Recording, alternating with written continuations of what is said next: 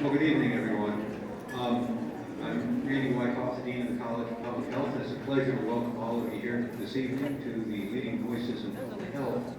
I'm particularly excited about this evening speaker for two reasons. One, because he's such an important figure in the state of Tennessee as the Commissioner of Safety and Homeland Security, but also because he's an alum of the College of Public Health. We've had an alum at the Leading Voices, so I'm glad you're here.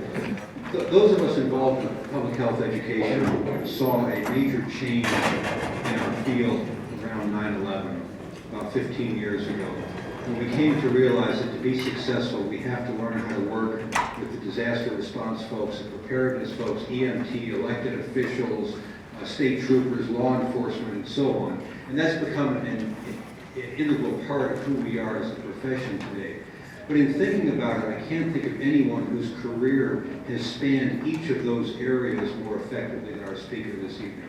He's been in EMS, he's been an elected official, he's been a state trooper, he's been TBI special investigator. I mean, the range of things that he's done with his career, with his public health training, is really remarkable. I think we're really fortunate to have someone here who represents so many of us so well. So please join me in welcoming Commissioner David Purkey.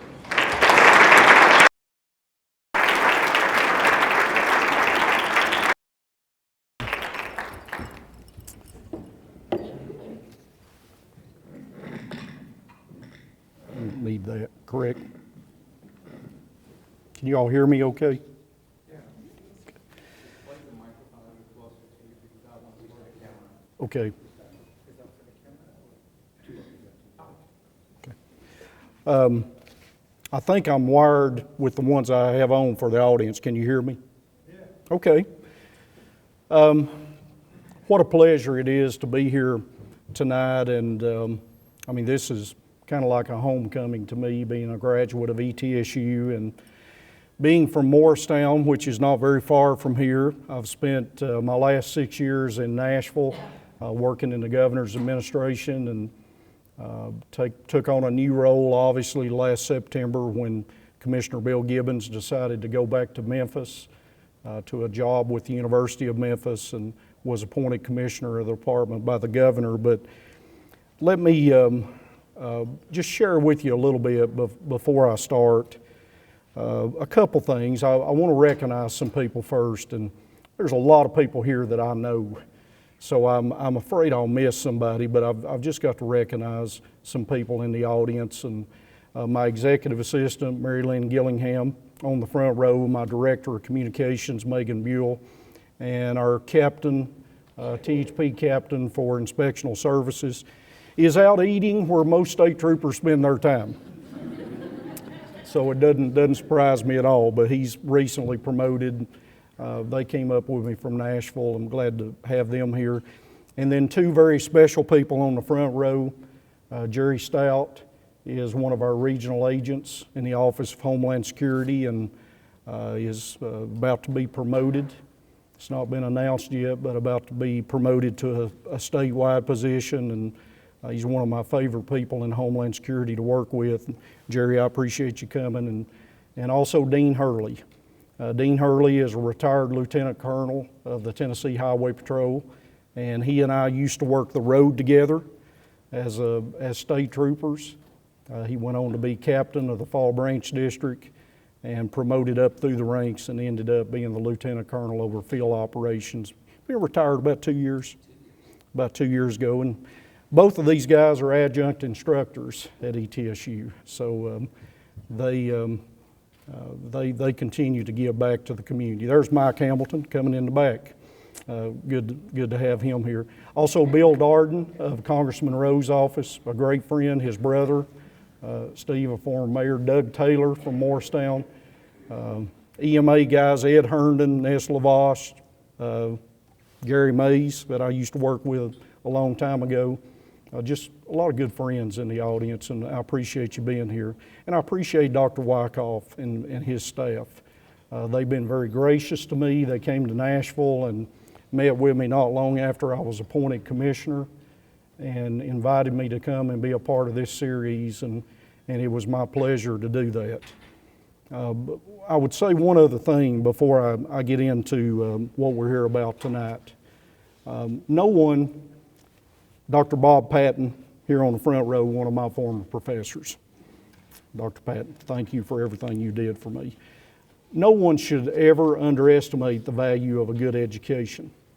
And we were on the floor last night in Nashville during Governor Haslam's State of the State address. It was a packed floor in anticipation of what he had to say, and he continues to emphasize education, roads, and everything that goes along with economic development, because we know that leads to good jobs. I cannot tell you what my bachelor's degree from this university did for me in my 36-year career in state and local government. It allowed me to do everything that I ever wanted to do. Ran for office for 4 times, served in a governor's administration, and it all started here at ETSU. So we should never underestimate the value of a good education, and this university means so much to me. What I would like to do tonight is to tell a story, and the story is about the terrorist attack that our state suffered in July of 2015 in the city of Chattanooga. It was a day that I lived that day, both in Nashville and in Chattanooga, and I ended up spending the next 7 days in Chattanooga. It was an event that changed procedures in our state, but we had also done some good preparation leading up to that day, and I'll talk a little bit about that in a minute. But I can tell you that it was a life-changing event. You cannot experience the loss of 4 United States Marines and 1 United States sailor in your home state to a terrorist-inspired event and not be changed for life over that. So it was a life-changing event for me, and what I'll do is talk to you a little bit about the behind the scenes that day.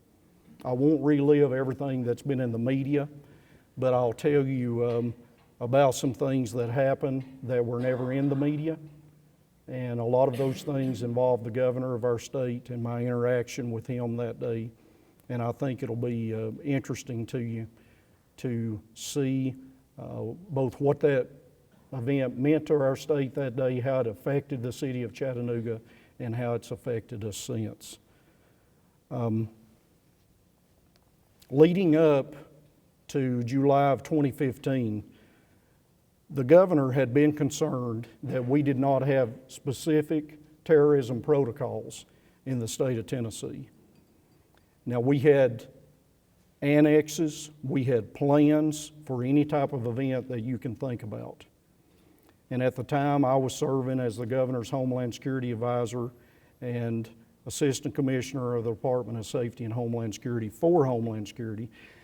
But we had no specific terrorism protocol policies, and the governor was concerned about that. So he assigned our department to work with the Department of the Military, which is where the Tennessee Emergency Management Agency is, to put together these policies. It was not an easy task. In government, you get into turf battles, and a lot of times you do in the private sector too, but it's a prevalent thing in government that you have to work through. So we attempted to come up with these protocols over a multi-month period. They would go back to the different departments for rewrites, and eventually the governor said, in the next 30 days, I want a draft policy on my desk. And I can tell you, when a governor makes that very clear to you, you have a policy on the desk in 30 days, or you go home. I mean, that's the way things work. So we worked together with the Department of the Military and put together these protocols. They were signed by the governor, signed by the adjutant general, who is in charge of the military department, also serves as the commissioner of the military department, and the commissioner of the Department of Safety and Homeland Security. Very specific protocols about how to handle a terrorism event if it happened in the state. To give you an idea of what these protocols, without going into details, who do you notify? Who gets extra protection? It gives you an idea very specifically of what you do. So we prepared those protocols and had them in place. Leading up to this, because of really the difficulty we had in coming up with those policies, it kind of led to a situation that the governor asked me to serve in a third role in state government. And he sent me to the Tennessee Emergency Management Agency to serve as the director for what I thought was going to be a brief period of time.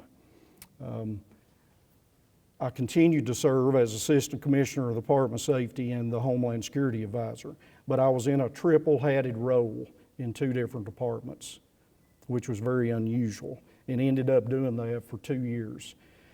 But on this day in 2015, I was in my office in Nashville. It was a beautiful day across our state, and my deputy director at TEMA came in and said, "Sir, we've got two active shooter events taking place in Chattanooga at military facilities." Now, I tell you that to set the stage for what I'm about to tell you about the previous few months. We have a fusion center that we cooperate with the Tennessee Bureau of Investigation, and it's where all of our intelligence analysts are. It's a very high-tech center with the latest equipment, and all of our intelligence analysts are in the same place. They're constantly taking in mass quantities of information from all over the state, the nation, and the world. Not only are our analysts there, but the FBI has a full-time analyst there assigned to us. Federal Department of Homeland Security has a full-time analyst assigned to us. And in return, we take two of our state analysts and assign them to the Joint Terrorism Task Forces in the state of Tennessee, which are operated mainly under the domain of the FBI, one in Memphis for the Memphis region of the FBI and one in Knoxville. That way we ensure information flow between the state and federal government. They have their analyst in our fusion center, and we have our analyst in their JTTFs. Beginning in early January of 2015, our intelligence analysts started to get nervous. There was a lot of chatter about an attack on a military facility somewhere in the state of Tennessee. The problem with chatter is you rarely have details. You get feelings, you begin to pick up things, but you never have the details that you need, or rarely do you have the details that you need to prevent that attack. Our fusion center started to issue products, and really these are intelligence briefs, warnings to our public safety partners, elected officials throughout the state, a whole range of public safety and people involved in public safety. We had issued in July of 2015, when the attack happened, we had issued over 50 products throughout the state about concern of an attack on a military facility. The threats were described as ISIS-based, and they were specifically about threats on military facilities and military recruiting stations. The last one in March of 2015 was entitled this way: Increase in suspicious activity reporting involving U.S. Armed Forces recruiting stations and military personnel in Tennessee. So again, there was a nervousness, but we didn't have details. So that kind of sets the stage for what happened in our state. On that morning, when my deputy came in and told me that, immediately I kind of had the look that George W. Bush had when he was notified about the World Trade Center, the planes that had hit the center. I remember looking, the State Emergency Operations Center is an underground facility, and the director's office is a beautiful office with windows that overlook what they call the pit, which is where all of the public safety coordinators respond in the event of emergency. And I remember looking out the window over the pit and thinking, you know, this is it. I mean, this has got to be it. So the information started to develop. Multiple fatalities. Within 10 minutes of the incident occurring, on a day-to-day basis, in my former job, I dealt with the governor's chief of staff and the governor's chief operating officer, keeping them briefed about emergencies that were happening throughout the state so that they could brief the governor and that he's never surprised. Dr. Wyckoff and I talked about coming over here. It's important that your boss is never surprised. That's a leadership axiom that you need to remember. But normally I deal with the chief of staff, chief operating officer. On this day, something told me I need to call the governor, which was rare in my former position. So I called the head of the governor's security detail, state troopers. The head of his detail at that time was Captain Mark Proctor. He's now a major on the highway patrol. I said, Mark, this is David. I need to talk to the governor. It's an emergency. And it really startled Mark. And he said, well, Commissioner, he's up talking right now. Can it wait just a minute? And I said, it can wait just a few minutes, but I need to talk to him. It's an emergency. And he said, I'll call you right back. Within a couple of minutes, he called. He had the governor on the phone. And I briefed the governor about what I knew.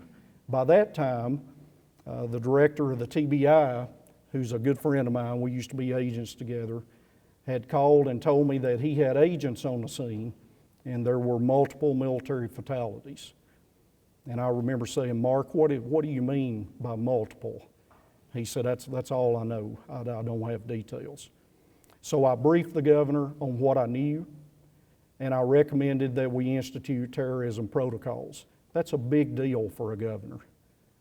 And only the governor can institute those protocols. And he said, David, I need to know everything that you know. Tell me everything that you know about what's going on. I briefed him another couple of minutes, and he authorized me to implement those protocols. So we had gathered, by that time, top staff at TEMA and Homeland Security in a room that we call the CAT at TEMA, which overlooks the pit area, Crisis Action Team, that's where they gather. And we began to implement those protocols and try to make contact with our counterparts in Chattanooga. And for the EMA directors are here.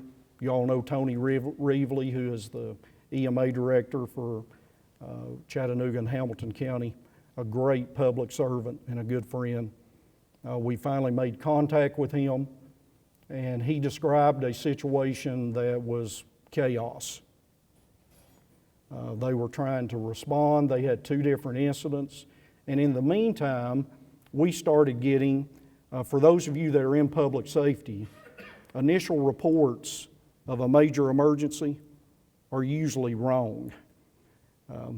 It's just the way it is. So you have to be careful with that. But we began to get reports of shooting incidents in McMinn County, in Bradley County. So we didn't know what we were dealing with. Talked to the colonel of the Highway Patrol, and he told me that he had instructed the Chattanooga captain to deploy all the Chattanooga troopers to Hamilton County. They had about 21 troopers working that day. And from our conversation, we agreed that we would pull 10 from Knoxville and 10 from Cookeville till we seen what we had. We, following the protocols, secured state buildings, assigned extra security to some state officials, and began again to try to get a handle on what we were dealing with. I did talk with the governor's chief of staff and chief operating officer and brief them. In the middle of this, the adjutant general at the time was out of the country, And the Brigadier General, 1-star for the Air Guard, Don Johnson, called me, and he said, "David, I don't, like you, I'm sure you don't have details. I'm aware of what's going on in Chattanooga. I don't know what you need, but I've put an Army Guard Black Hawk on standby for you that'll take you anywhere you need to go." You appreciate people like that during emergencies, forward thinking, reaching out and offering services. The Colonel of the Highway Patrol and I continued to talk, deploying troopers, and then eventually the local officials in Chattanooga, within an hour of the incident, specifically asked us to respond and to help them manage the incident. So I took advantage of the Army Guard Black Hawk. We assembled some key TEMA staff, Homeland Security staff, got on the Black Hawk and arrived in Chattanooga very quickly. We landed very close to the last incident at the Military Recruiting Center, and were taken to the command post, the Emergency Operations Center for the city of Chattanooga and Hamilton County, which ironically was just a couple of blocks from the final shooting site. Again, the officials of Chattanooga and Hamilton County were doing a wonderful job of trying to manage what was happening. They had a police officer shot. They had the deaths of these service members. And basically what had happened that day, most of this has been in the media, but some of it hadn't, is this gentleman pulled up to a recruiting center that was in a kind of a strip mall situation, and he fired a shotgun round into the recruiting center. His gun jammed. The Marines and other military personnel that were in the original center had time, because the gun jammed, to run out the back. One Marine was struck in his calf by a piece of wood from a couch. They ran out the back. When he couldn't get his shotgun unjammed, he used his rifle. He was still seated in his vehicle. He had rented a silver convertible Mustang the week before. He sprayed the building with about 30 rounds, and there were people in the parking lot that saw what was happening and dialed 911. There was a Chattanooga police car within about a mile of the incident. When the Chattanooga officer was arriving, he was leaving the parking lot. That Chattanooga officer got in pursuit. Other units followed that pursuit. There was a lot of evasive driving down a 5-lane highway, and the guy was headed toward the recruiting center. Pulled into the recruiting center, there was a serpentine that had been created by really what you see TDOT use a lot of the barriers. They were not filled with water at the time, which are sand, which makes them stronger. But he just busted through those serpentines, went through the gate. The gate was wrapped around the front of his vehicle and stopped in front of the center. Chattanooga and Hamilton County were in pursuit. There were shots exchanged at that point, and there was a lieutenant commander. There were only 2 naval personnel on base at the time. There was a whole contingent of Marines, but only 2 naval personnel.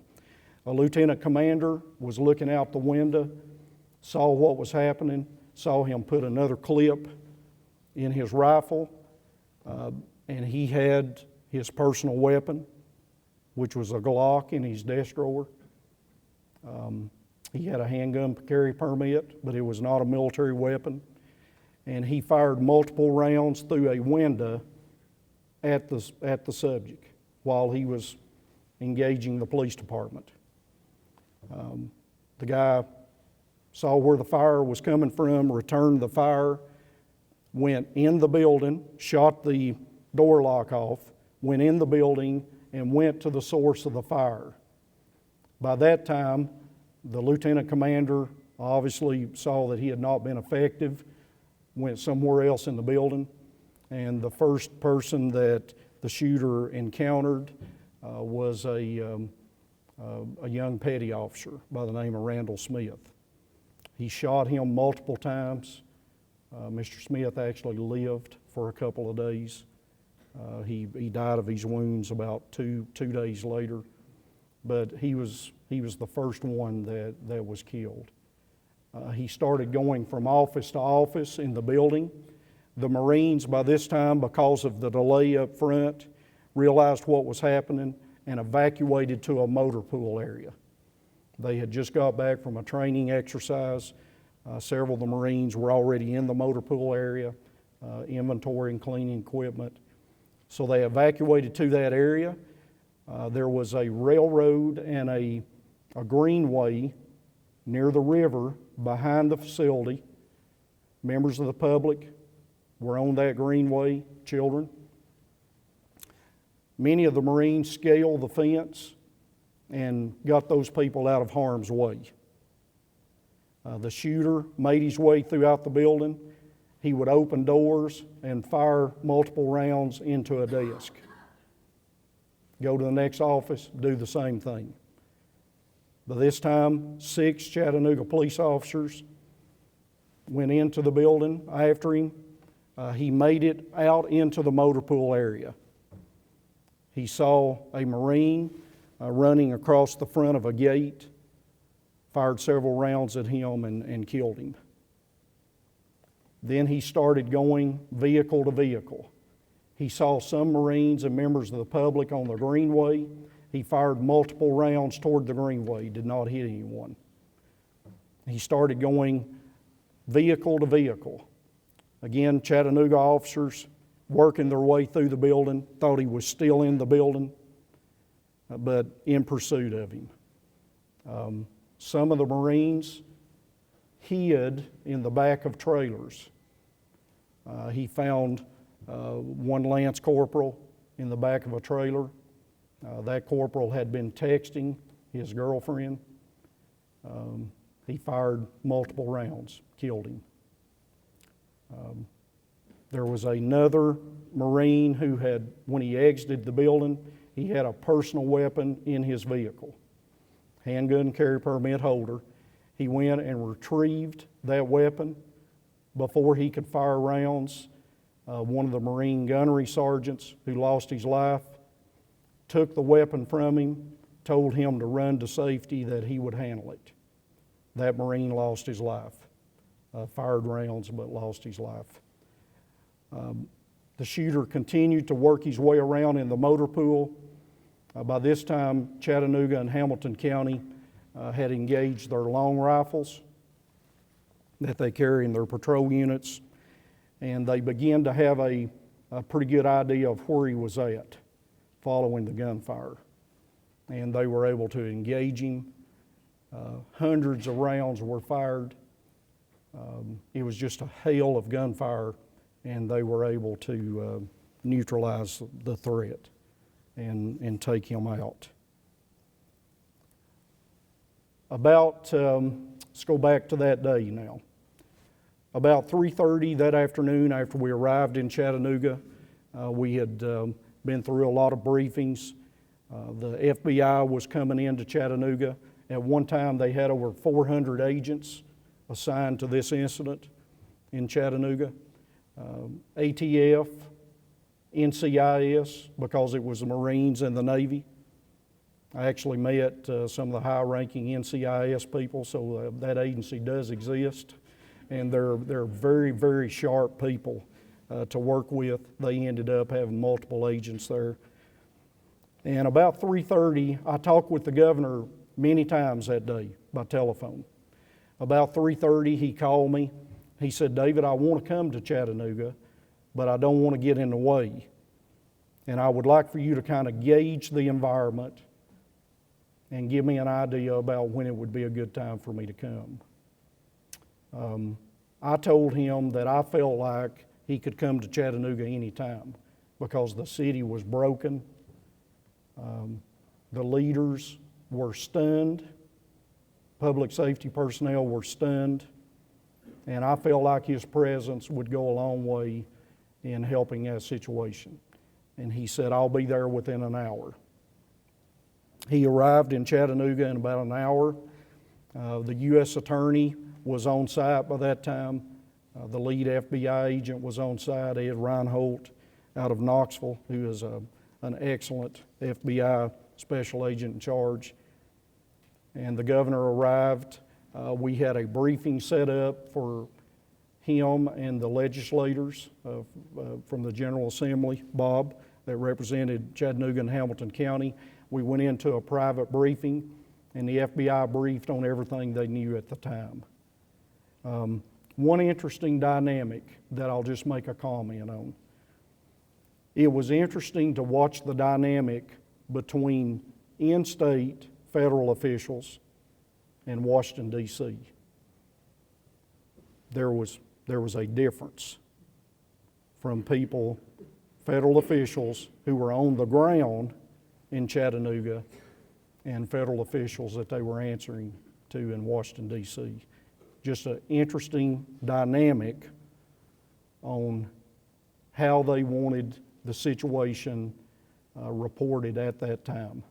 I would just comment that it was an interesting dynamic. After the briefing with the governor and the legislators, he asked to speak to everyone in the Emergency Operations Center. By this time, it was full. We went into the EOC. The governor took the microphone, talked with them about how he appreciated what they were doing, how difficult he knew the situation was, but that all eyes were on them, the nation's eyes were on them to do the right thing for the people of Tennessee and for the families of those that were killed. I made a brief visit with the FBI to the crime scene, and that's kind of all I'll say about that. We were about the business of coordinating lighting, coordinating the Tennessee Department of Transportation to close the highway down, coordinating state trooper assets. We had multiple troopers assigned to Chattanooga for weeks after that to help the Sheriff's Department and Police Department make sure the area was secure.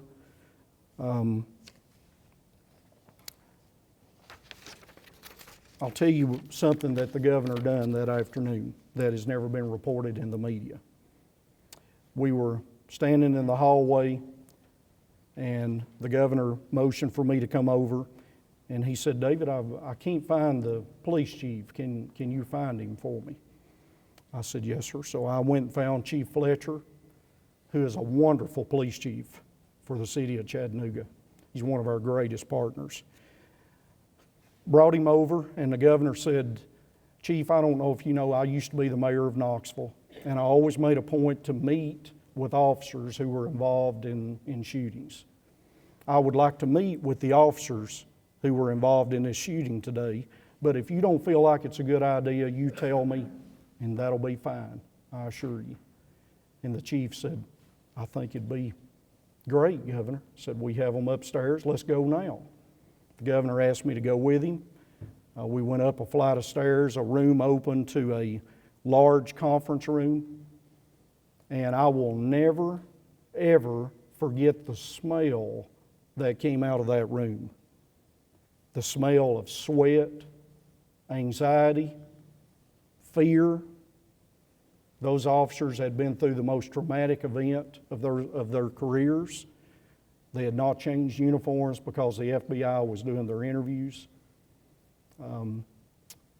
There were a couple of veteran officers, but just to be honest with you, most of them were kids.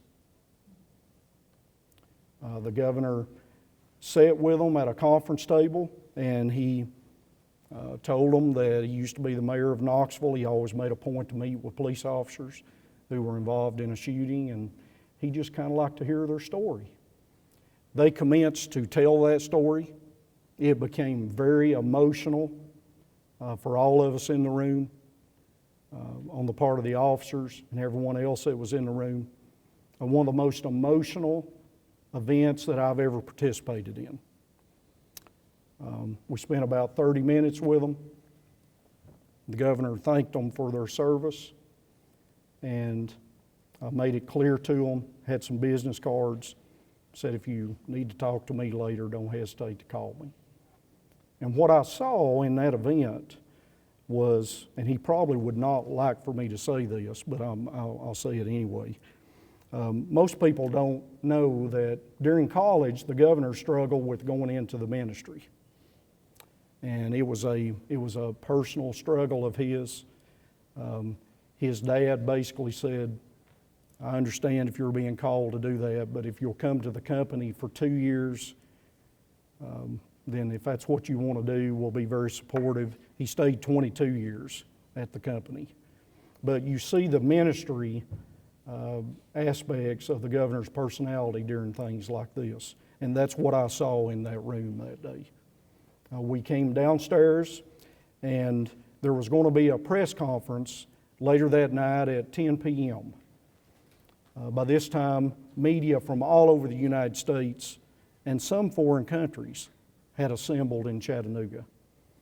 The governor's staff did not want any public statements until that press conference. Press secretary came over to me, bright young fella, Dave Smith, who's now the communications director, and said, we got a problem. He said, all the media are assembled outside, and they're expecting a statement from the governor. And there was a disagreement about whether or not the governor should do that in advance of the press conference. The governor asked me for my opinion. My opinion was not the same as some of his staff, but I felt like that he should go out and talk with them, be very general. But I think you have to remember everybody's just trying to do their job. They're looking for information. He assembled the mayor of Chattanooga, the police chief, some other officials. I went out with him. It was really surreal coming out of the building. There was probably 100 journalists and cameras from all over the place. The lighting was blinding, the flashes, and basically the governor stepped to the microphone, told them that it had been a very tragic event, that he had come to Chattanooga to support the local officials. He had obviously been briefed on the event, but it was part of an investigation. He would ask them not to ask him questions because it was so fresh. The mayor of Chattanooga made a statement, did a really good job. The chief made a statement. And the media asked some questions, but they were very respectful of what he had asked them to do. But I think they got what they needed at that time.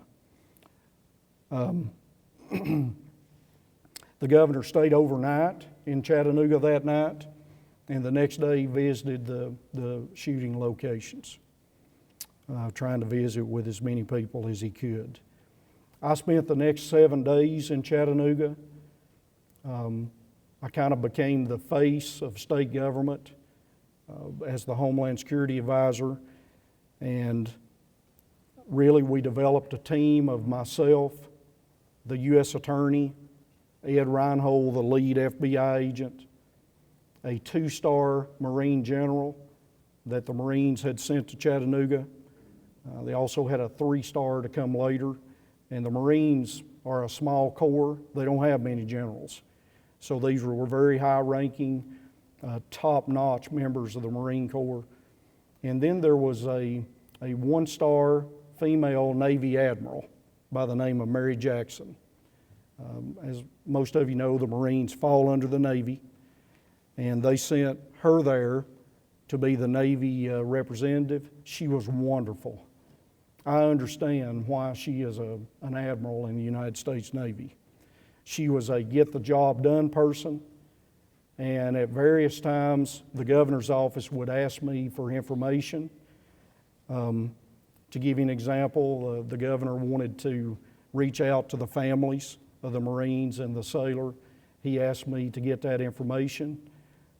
I asked the Marine Corps for that information, and this is no criticism of them, but they protect their members fiercely, and they did not want to release that information. So I went to Mary Jackson. She kept asking me if there's anything I could do for her. I went to her and I said, Admiral, I've got a request from the governor's office, and she said, I'll make that happen. And she called Washington, D.C., and in 30 minutes I had the information. She was just a get-the-job-done person. I enjoyed working with her. We would all be together before we made any public comments, working with the local officials, because remember, this was their emergency, and this was their shooting, this was their loss. So we were very deferential to the city officials of Chattanooga and Hamilton County. There was a lot to do in the week to 10 days following that incident. There was a memorial service that was planned at Soldiers Memorial. It's a large venue similar to Freedom Hall. The Vice President was there, Secretary of Defense, Secretary of the Navy, the Marine Corps Commandant, senators, congressmen, the governor. It was a huge event that was planned as a memorial to those servicemen, and we had to help plan that, which was kind of difficult, you know, when you're kind of suffering after an incident. And then the most difficult thing was arranging and attending the funerals. Very difficult. 2 of those funerals happened in the Chattanooga area. We had to plan the logistics of those funerals. And one thing that I'll remember from one of the funerals and riding in the motorcade was the streets of Chattanooga completely shut down, and people came from everywhere together in the street.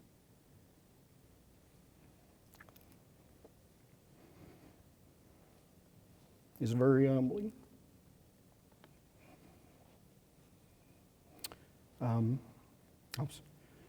I usually do this and the emotion doesn't come back, so forgive me. We helped plan those funerals, made sure the families were taken care of, and the FBI and the investigation went on for weeks. The area was closed down for weeks. We have been discussed the investigation a couple of times with the FBI director, James Comey, who has become an acquaintance and friend of mine. He's been to Tennessee many times. He's a good man. They've not released the file yet. The investigation is still open, but it was just a terrible event involving someone who had become radicalized, mainly through the internet. But it's important to state too that this individual had a lot of personal problems. He had lost his job. He had declared bankruptcy. He had been arrested by the Chattanooga Police Department 2 weeks before this incident for driving under the influence. He had a lot of things going on in his personal life, but there was, I'd be less than honest with you if I didn't tell you that there was evidence of radicalization. And we see that more and more. That's what we fear at the Homeland Security level. You all have heard the terminology of lone wolves. Independent people who become radicalized for whatever reason and decide that they're going to do something here. It's very, very difficult to track.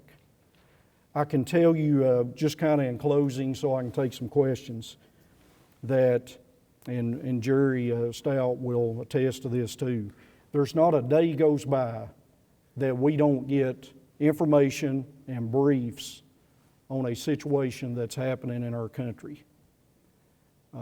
There are a lot of incidents that are stopped by the military and public safety officials. Military intelligence is what I mean. I'm not talking about the actual military. That never get reported in the media. We hear about those every day. So the dangers are real. It's what we do for a living, and it's our job to do our best to protect the citizens of this state. I can tell you that Chattanooga changed me.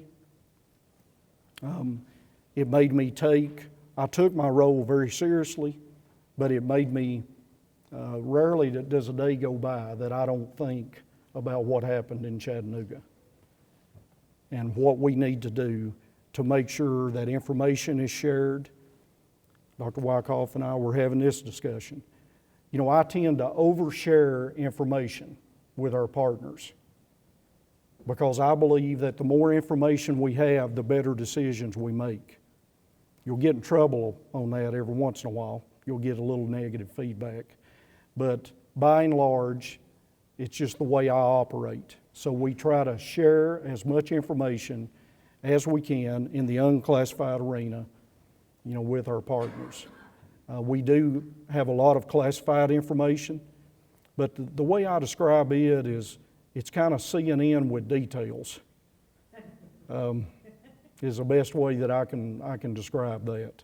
We do get more detail, but you hear about it on one of the 24-hour news channels. So there's not a lot that doesn't come out very quickly in our news cycles. I hope that what you take from this tonight is an understanding of the threat matrix that continues to change, you know, across the world, not just in our country or not just in our state. But I had a Homeland Security advisor for Oklahoma who's a good friend of mine. He went through the Murrah Federal Building bombing in 1995.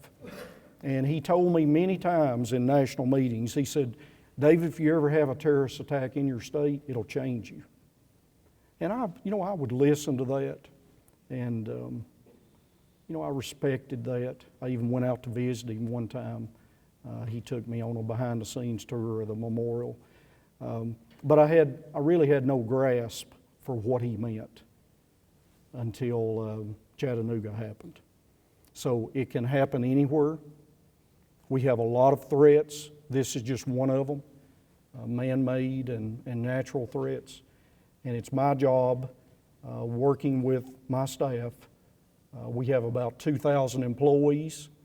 About 1,000 of those are state troopers. About 650 are DL examiners. Another 26 are Homeland Security employees. 23 are highway safety, and the rest are support personnel. But I made a comment in the staff meeting this morning. Our department did very good last night in the governor's budget, very good. And I take that as a point of personal pride because I think the governor respects our department, our mission, our responsibility, and the way that we go about doing that. So I was very pleased with the state of the state last night. Let me take some questions for just a few minutes.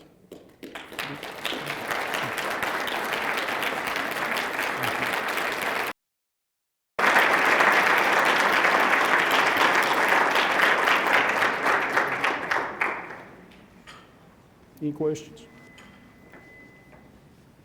I'll start with a question. Okay.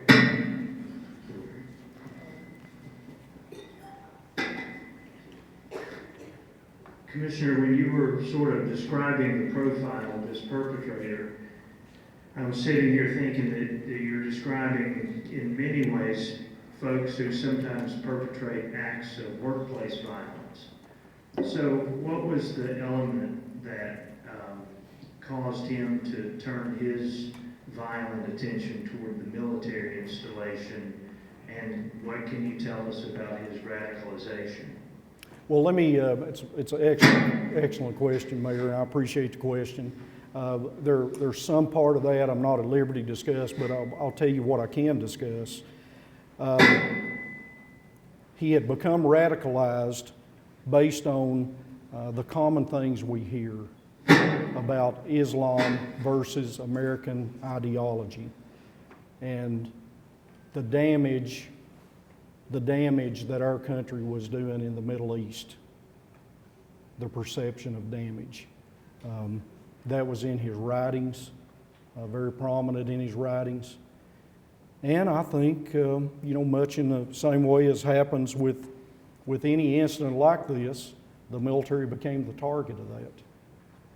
And there was an availability in Chattanooga for that. Obviously, it was planned. There's clear evidence that he planned it.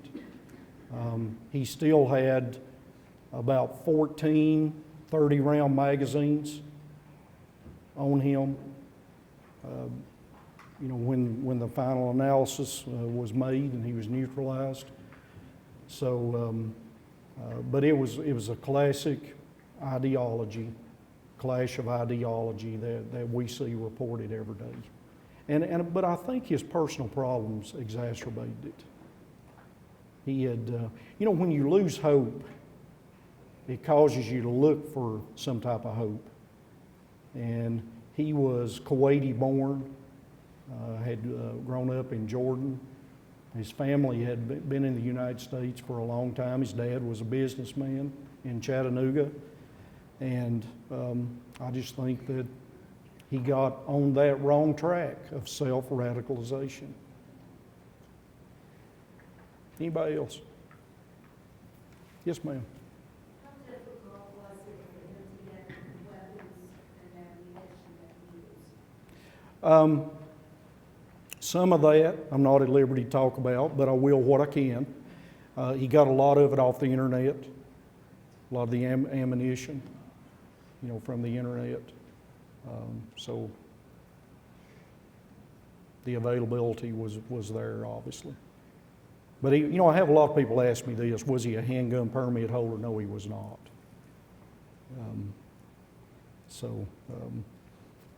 That's really, it's all I'm at liberty to. I'm confined by the fact the case is still open. So, any other questions? Would you suggest that if you were a leader in like your employment center, that you get a handgun carry permit and carry some yourself? Well, I'm a supporter of the Second Amendment. We have a handgun permitting process that our agency is responsible for. The Department of Safety and Homeland Security is responsible for the handgun permitting process. And I think we have a very good process that I would defend. It has background checks built into it and review checks built into it. We do have many permits turned down each month because of things that come up in a background. And, I kind of get crossways sometimes with colleagues who are constitutional amendment proponents that believe that there should be open carry, without permitting, which is constitutional carry. And I just have a fundamental disagreement there because I've seen what our background checks turn up and people that you would not want to have ready access to weapons. So I believe in our process, and it's a good process. You go through a training course. It's a fun course, and it helps you feel more confident. And I believe if that's something that you want to do, I think that's fine. I would encourage it. Anybody else?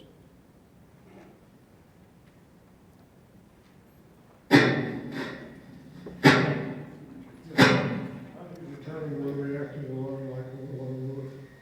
I'm sorry, I didn't understand.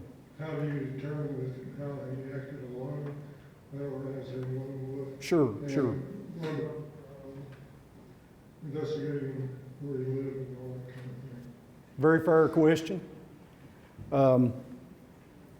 That's a big part of the investigative process, both inside the United States and overseas. I can tell you that He did act alone, based on what I've seen and what I've been briefed on.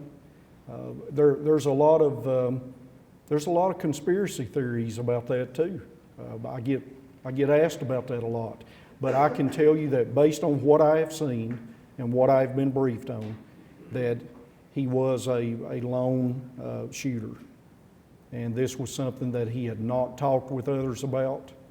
There was evidence of his radicalization.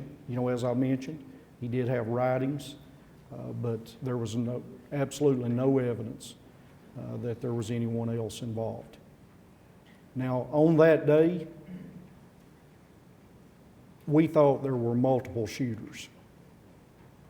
That was one of the fogs of war that came up that day. And it's something that the Chattanooga Police Department and Hamilton County Sheriff Department struggled with, because there was an appearance of multiple shooters. And they did just a hero's job that day. I went to Washington, D.C. with them about 8 or 9 months ago to a top cop ceremony. 6 officers who were involved in the shooting.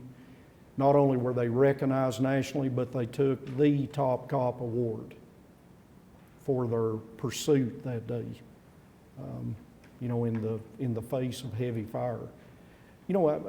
If I could, let me say one more thing, and then I'll hush. I have people ask me every once in a while, they'll say, well, what took them so long to run him down? And, I would submit to you that until you've been under fire from 30-round clips, you don't understand what you have to do defensively to that also. So this was not an easy thing for them to run him. They didn't know where he was at on the base part of the time. So, until you've been, 30-round clips empty quickly. He emptied one in that first retail center very quickly after his shotgun jammed.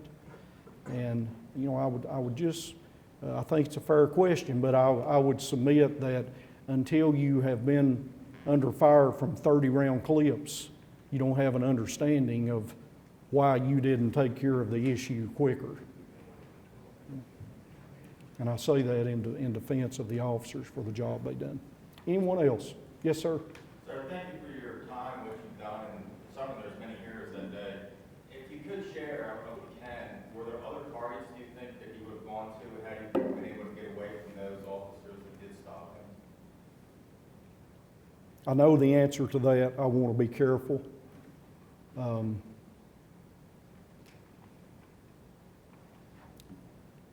Yes, there is evidence that had he been able to leave there, he had one other target.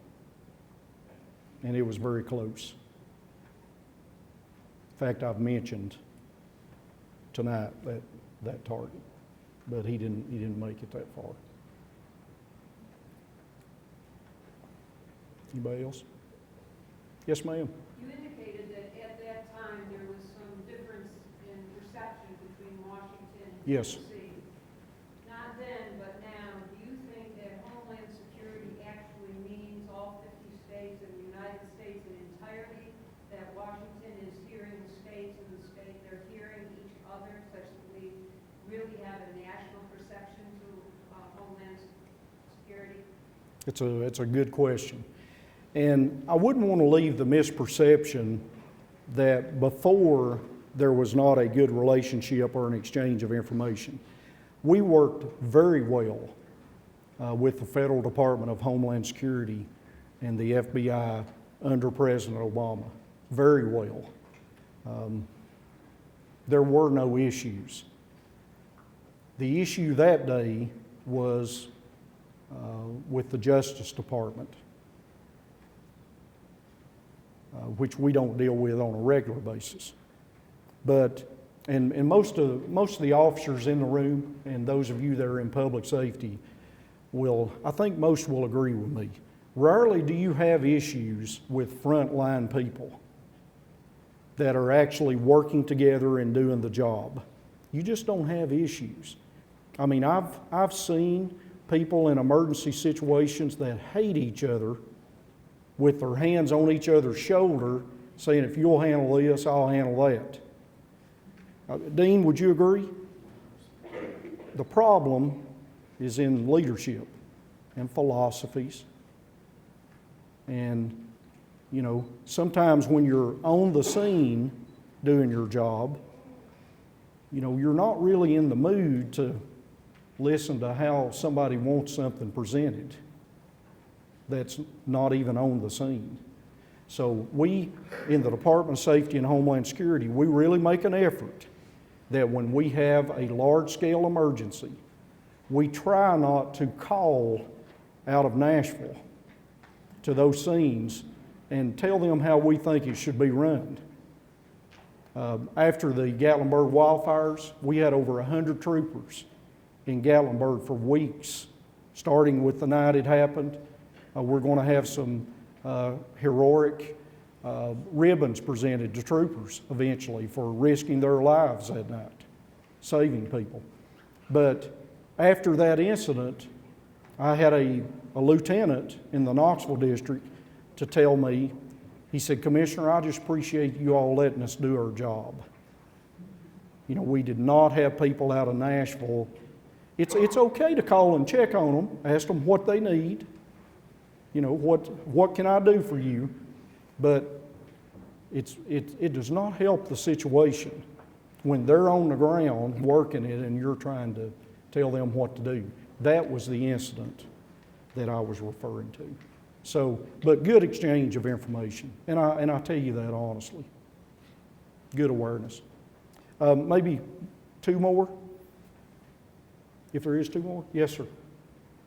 Okay, so how else can working conditions be improved? Like in the aftermath of the attacks, how else can all the working conditions be improved? You talking about in the workplace? Yes, That's, including the overall public safety. sure.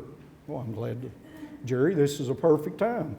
Our department offers active shooter training, and you've heard of run, hide, fight. We offer that training free. We'll come on your schedule at your venue. And Jerry, how long does it take? I forget. An hour and a half. Takes an hour and a half. It covers the history of active shooter events and tells you how to survive an event. I guarantee you it'll save your life if you want to take advantage of it. Go to our website, sign up, give us a call. We'll be glad to come and do it for you. So in that regard, the situation has improved. And, you know, I think a lot about this lieutenant commander that day.